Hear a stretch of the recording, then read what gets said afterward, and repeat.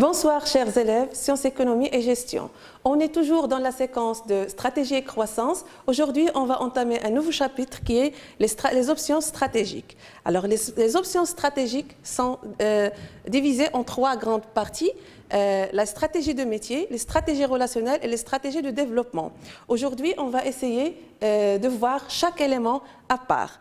Alors, on commence par les stratégies de métier. On a deux stratégies, la stratégie de spécialisation et la stratégie de diversification. Commençons d'abord par la spécialisation. Alors, les stratégies de spécialisation sont généralement liées à la maîtrise d'une technologie ou d'un métier. L'entreprise approfondit son savoir-faire dans un domaine connu,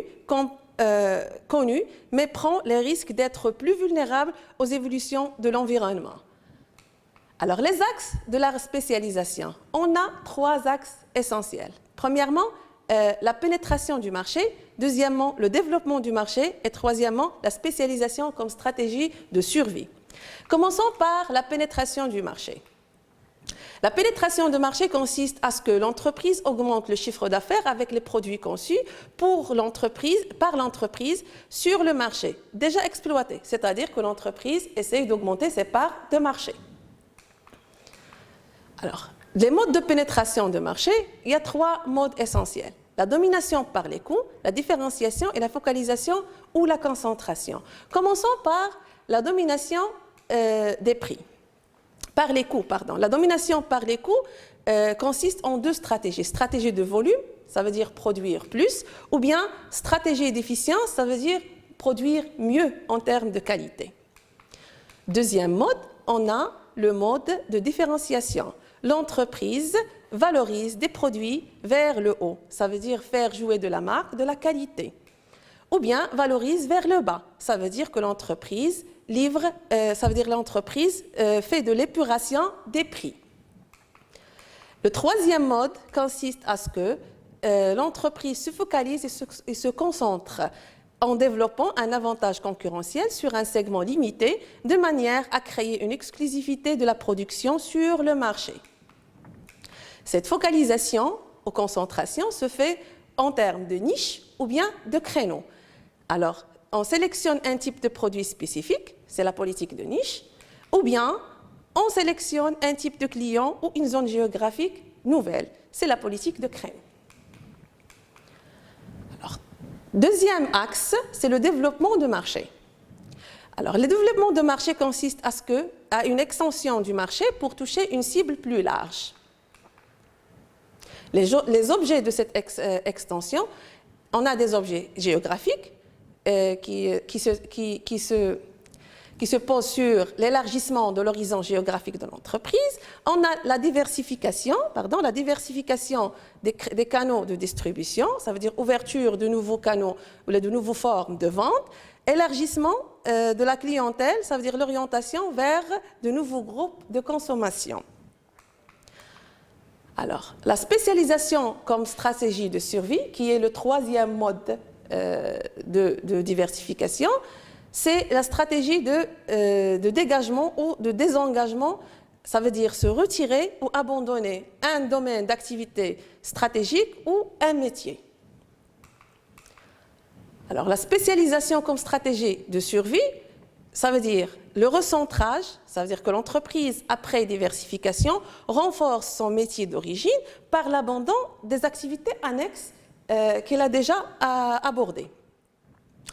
Pour cette stratégie-là, on a des avantages et des limites. Alors, pour les avantages, on trouve qu'il y a une gestion plus simple au sein de l'entreprise, il y a une maîtrise des coûts, ça veut dire que l'entreprise réalise des économies d'échelle, une image de spécialiste, un développement de l'expérience grâce à la maîtrise du métier, ça veut dire l'effet expérience qui est très important, et dernièrement, il y a une concentration des forces, tandis que les limites sont la limitation à un seul produit, la nécessité de suivre les évolutions technologiques, il y a le risque de saturation de marché à cause de cette concentration, l'apparition de nouveaux produits concurrents, et dernièrement, on a le risque de manque de flexibilité. Alors, après cette présentation-là, on va passer à une petite application sur ce qu'on a déjà avancé. Alors, je lis l'application. Alors, l'entreprise spécialisée dans les friandises et les barres chocolatées pour enfants, la firme Bombec s'est orientée aujourd'hui également vers le marché des adultes.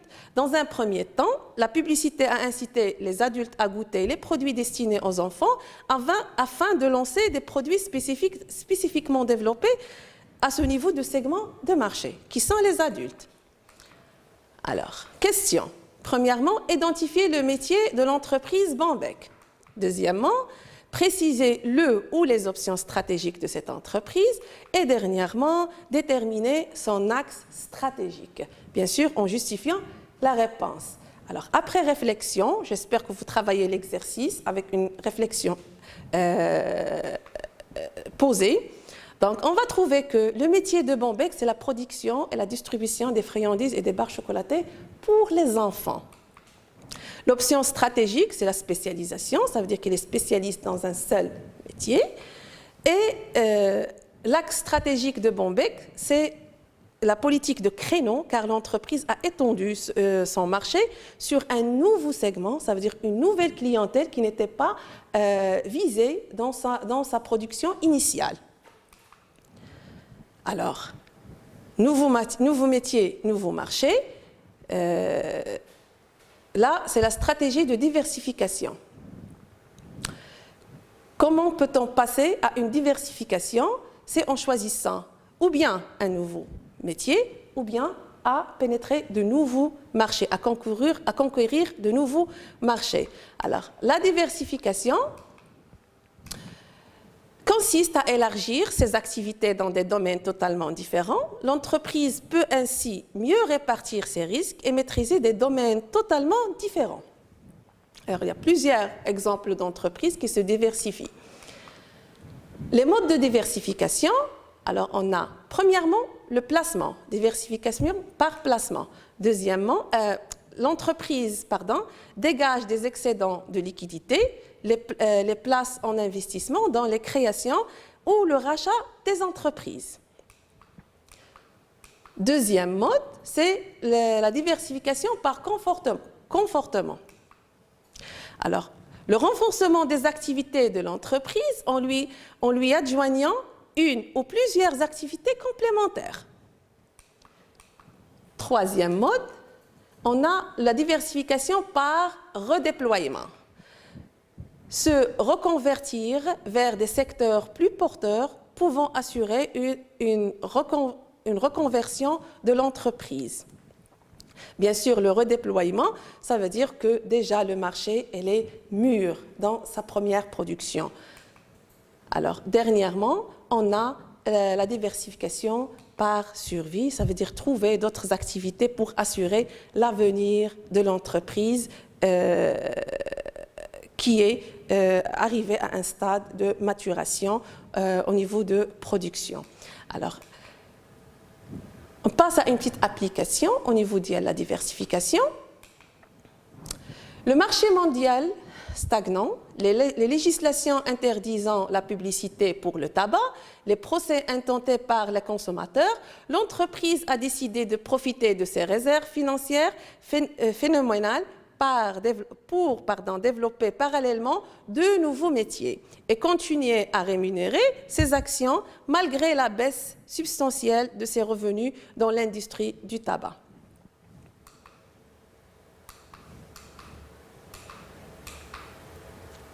Alors, en rachetant un leader mondial de l'agroalimentaire, l'entreprise s'assure une diversification stratégique dans une industrie stable et rentable. D'autre part, en lançant une marque de vêtements portant le nom de son produit vedette, elle espère contourner l'interdiction de communication et de publicité qui frappe les cigarettes pour néanmoins continuer à soutenir la notoriété et l'image de sa marque. Vache à lait. Question. Première question, caractériser les stratégies de cette entreprise. Deuxième question, quels sont les facteurs qui l'ont poussé à adopter cette stratégie? Troisième question, quels sont les objectifs de ses dirigeants? Alors, pour répondre, une petite réflexion et une petite analyse de ce qui a été avancé dans le cours. Premièrement, la stratégie de diversification par le redéploiement, ça veut dire plusieurs métiers, industrie agroalimentaire et lignes de vêtements. Deuxième question. Alors, les facteurs incitatifs de cette option sont, premièrement, des facteurs internes. C'est la baisse substantielle de ses revenus, ça veut dire des revenus de l'entreprise à cause des interdictions qui ont été instaurées par la législation. Il y a aussi des facteurs externes. Le marché mondial qui est stagnant et la législation interdisant la publicité. Dernièrement, c'est le procès intenté par les consommateurs visant l'entreprise. Troisième question, les objectifs se résument en la continuation à rémunérer ses actionnaires. Parce que tout le monde, en étant actionnaire dans une entreprise, n'attend qu'être rémunéré par des dividendes, par des profits. Alors maintenant, on passe aux limites et aux avantages de cette stratégie. Alors, les avantages, on a premièrement la répartition des risques. Deuxièmement, des effets de synergie. Troisièmement, acquisition et maîtrise de nouvelles compétences. Aussi, on a l'augmentation de la rentabilité. Et dernièrement, on assure une croissance à notre entreprise. Bien sûr, comme il y a des avantages, il y a des limites. Alors, les limites, on a une gestion de complexe, une gestion de plus en plus complexe, on a la dispersion des compétences, une identité moins forte et des besoins de financement plus multiples.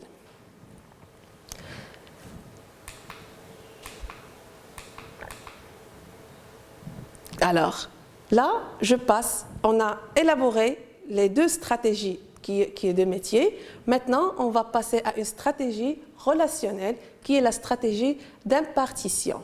Alors, la stratégie d'impartition, lorsque des entreprises s'associent contractuellement tout en restant indépendants. Alors maintenant, on passe au deuxième élément qui est les stratégies relationnelles. Les stratégies relationnelles contiennent aussi deux stratégies. Alors on entame la première qui est les stratégies d'impartition. Alors les stratégies d'impartition, c'est lorsque des entreprises s'associent contractuellement tout en restant indépendants. Alors les stratégies d'impartition, les plus connues sont la franchise, la sous-traitance, la concession et l'agrément, la joint venture et le GIE qui est le groupement d'intérêt économique. Alors, la franchise, c'est un contrat par lequel une entreprise, qui est le franchiseur, met à la disposition d'une autre entreprise, qui est le franchisé, son savoir-faire, sa marque, son assistance, en contrepartie des redevances. Alors, il y a plusieurs exemples, Zara, McDo, etc. La sous-traitance, c'est une entreprise où le donneur d'ordre fait exécuter par une autre entreprise qui est le sous-traitant une partie de sa production. Alors, les exemples sont vraiment beaucoup, surtout au niveau des entreprises de technologie. Alors, on a la troisième stratégie qui est la concession.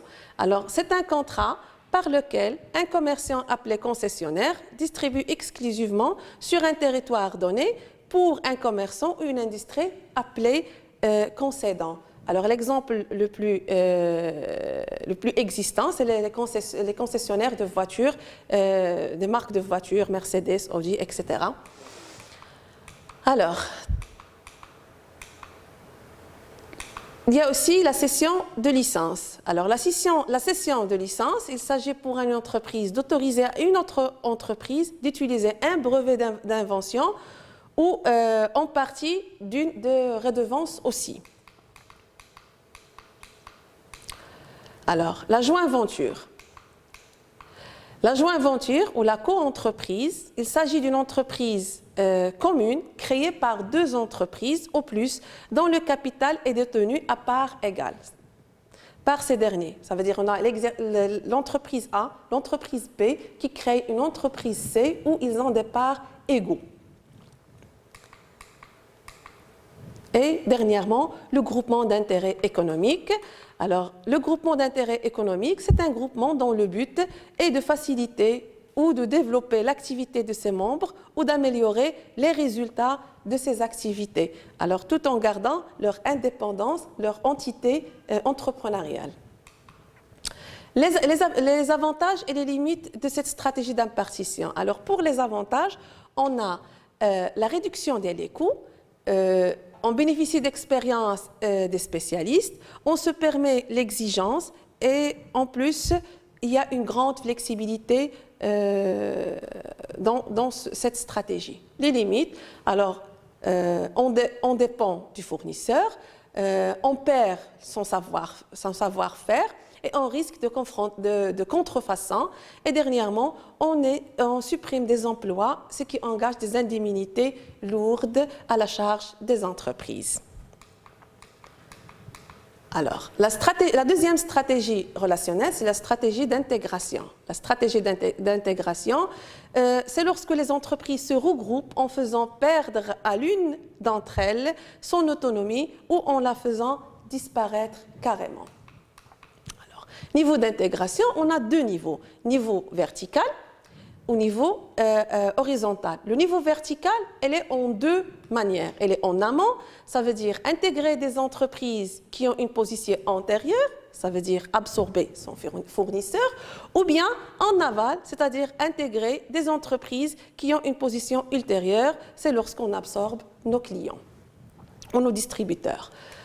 Alors, l'intégration horizontale, qui est le deuxième cas d'intégration, ne concerne qu'un même stade de production, ça veut dire le regroupement d'entreprises d'un seul ou d'un même métier.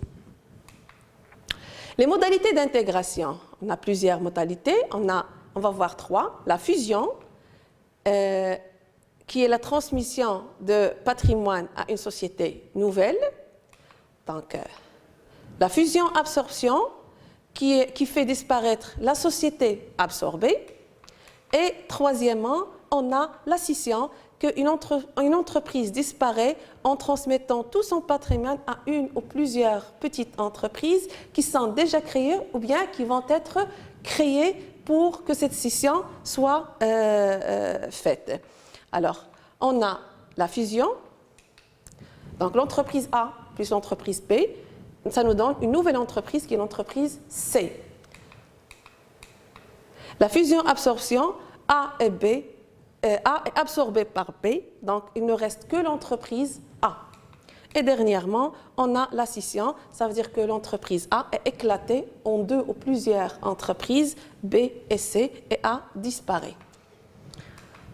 Alors, les avantages de cette stratégie d'intégration, alors on a une rationalisation des opérations productives, un contrôle meilleur et total ou partiel de la filière, une maîtrise de plusieurs technologies, réalisation des économies d'échelle, garantie sur les approvisionnements et les débouchés, pouvoir plus important sur le marché et élévation des barrières à l'entrée des concurrents.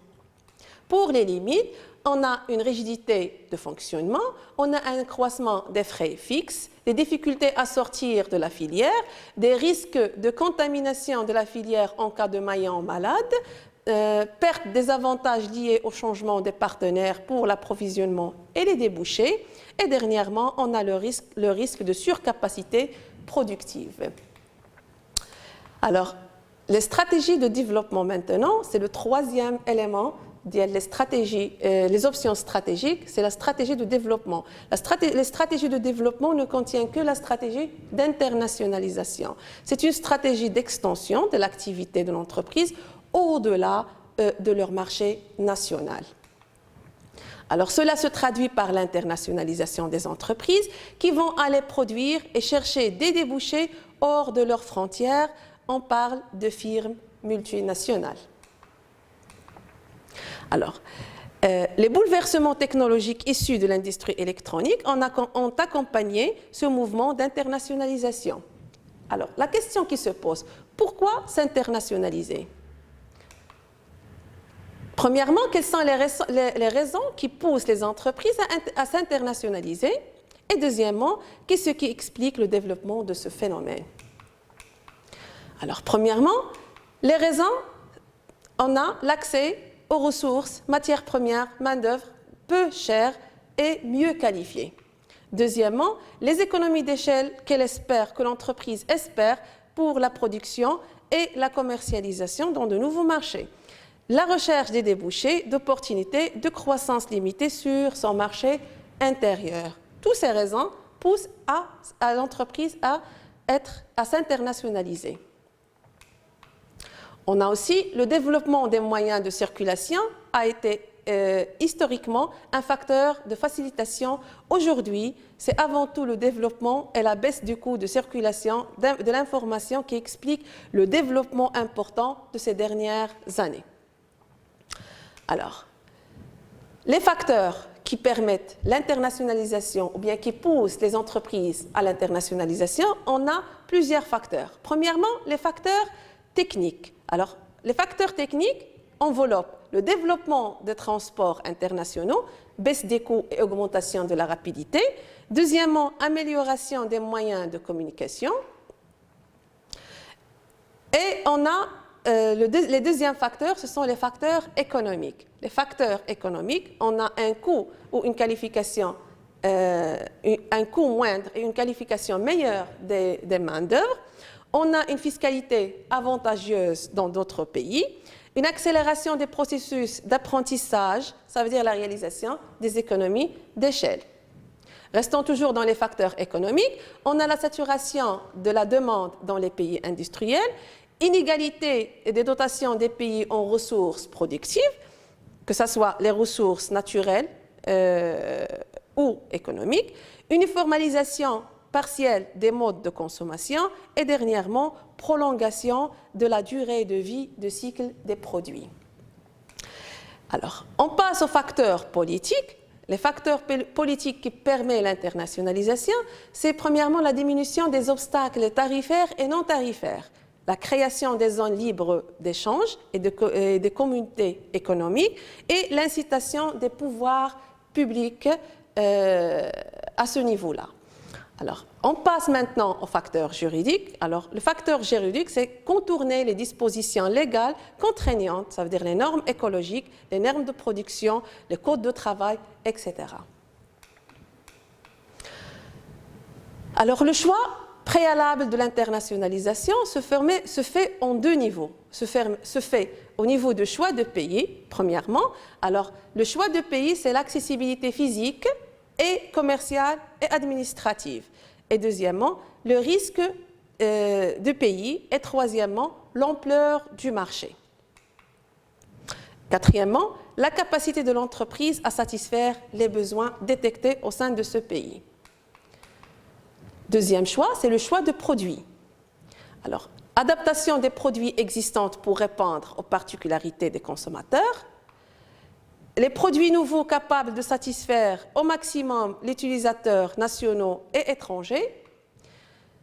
C'est pour ça qu'on opte pour une option d'internationalisation. Mais la stratégie de l'internationalisation a besoin de modes pour s'effectuer. Alors, le premier mode, c'est l'exportation.